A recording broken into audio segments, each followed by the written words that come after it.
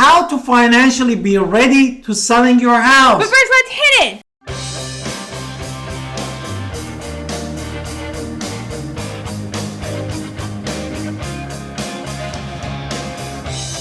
Hi, it's Alan Victoria. Welcome to our channel and podcast. And if this is your first time in our podcast YouTube channel, make sure you subscribe and get notified. Also, you can call text all the time at 252-327-3357. And we love talking to you. We love everything about hanging out with you every day in these videos. And I hope you're enjoying our videos. Now let's talk our podcast. And our podcast. Now, let's talk about selling your home, because selling is slightly, you've already gone through buying at least one time because now you own a home, right? And now you have reasons for whatever selling. You want to go somewhere else. You want a bigger house. You want a smaller house. You have a million reasons, and everybody has a different reason, and everything is okay with that. Now, in order to financially prepare yourself for buying a home, there are a few things that have to happen, though, and I hope you're prepared. Because if you own a house and then your finances are not in order, it's going to be very difficult for you to move anywhere. So we want to make sure your financial house is in order before we sell your physical house. Exactly. Now, we start with determining your home's value. Right, so you've called us up and said, hey, how much is my home worth? We have come as real estate agents, giving you our real estate opinion. Also, you could also hire an appraiser, but that's more expensive than getting a real estate agent to give you our BPO, our broker price opinion, understanding what we can sell it for in the open market. Therefore, basically, you know how much you paid for your house, and of course, you have a mortgage that you need to pay off, and now we need to make sure that your house listed with the value, you get the top dollar. And then number two, understanding the cost of selling your house. Now, the first time when you were buying a house, you probably didn't pay the buyer's agent. And if you did, it was a fee that added on top of it.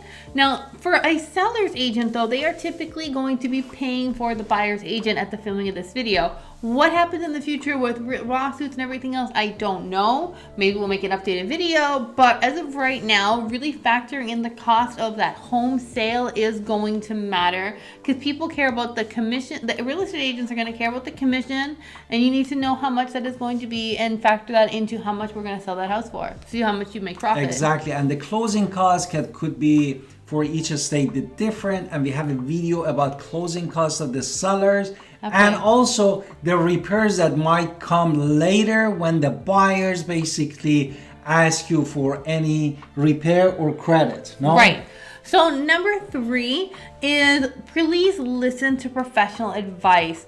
Real estate agents are professionals. You can also talk to a financial advisor. Make sure that you are making the best decision financially for yourself before you ever sign on the dotted line. We can tell you how much you're going to get for it, but if that doesn't get you where you need to be, then maybe this isn't the best thing for you to be doing. And putting your house for sale $100,000, $200,000 above market value is not going to sell your home. You're just going to sit on the market, and you're just going to not be able to go where you're going because nobody's going to buy it at the higher end prices.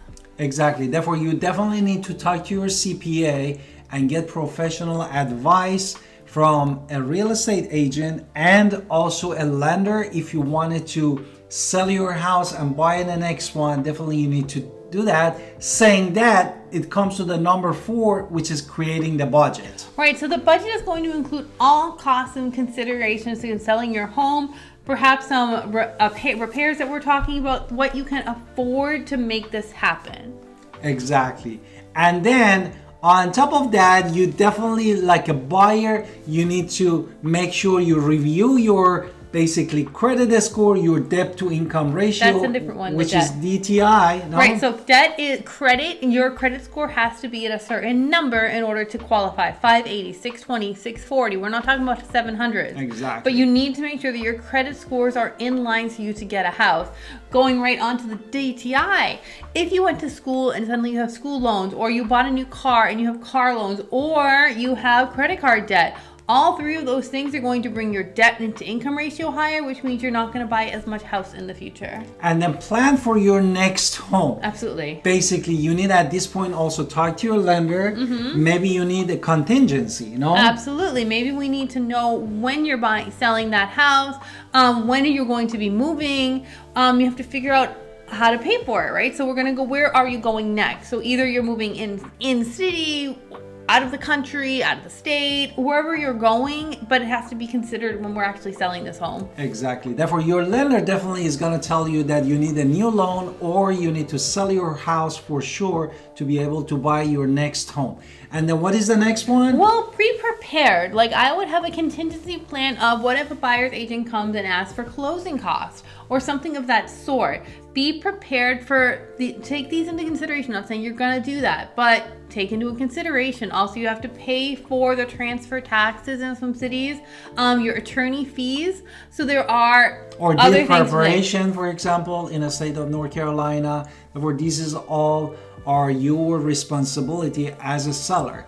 And then the next point is always have emergency fund. No? Right. If you have unexpected expenses that happen when you are selling your home, make sure you have the cash in order to qualify for whatever the emergency is. We definitely want to make sure we have those things. Which like a paying off your debt or something in that nature, or even if you wanted to put a more down payment for the house that you're buying in the future, definitely you need to take care of that. That's an emergency fund. For the next one, we're talking about equity. Last one. Yes. Right, equity. Can plan for where this equity is going and talk to a financial advisor about this, because every state is different. How long you've lived in the house, everything is going to be different.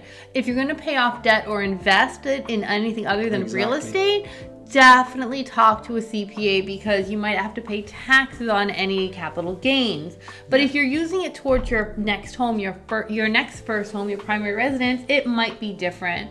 So that is definitely why we should make this. So I hope you've taken all of this into consideration before you fully put your house on the market. Exactly.